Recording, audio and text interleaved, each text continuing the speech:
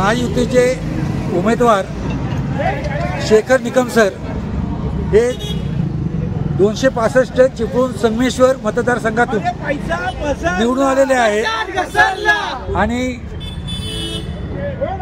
समाजसेविका राधा लवेकर मॅडम यांनी भ्रष्टाचाराच्या विरोधात, विरोधी उमेदवाराच्या भ्रष्टाचाराच्या विरोधात आवाज उठवला होता। त्यांच्याकडून आपण प्रतिक्रिया जाणून घेऊया। लवेकर मॅडम, आपण काय सांगाल? आज एवढं नक्की झालं की लोकांनी पैसा खाऊन आज त्या उमेदवाराला शेवटी त्याची लायकी दाखवली। आज मला एवढं नक्की आहे की सत्याचा विजय झाला। लोकांना विकास हवे, पैसा नको, सह्याद्रीचा वाघ आला।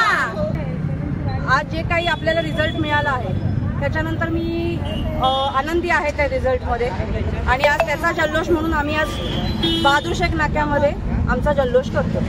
आणि नेहमी सत्याचा विजय होतो। विजय हा सत्याचाच होतो।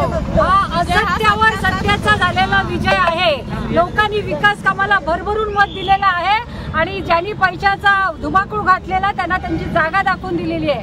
त्यामुळे पैसा पसरला, पैसा पसरला, पैसा पसरला, पैसा पसरला। आज तुम्हाला कसं वाटतंय? आज मला खूप आनंद होतोय की शेखर सर हे निवडून आलेले आहे आणि सत्याचा विजय झालेला आहे, याचा मला खूप आनंद आहे।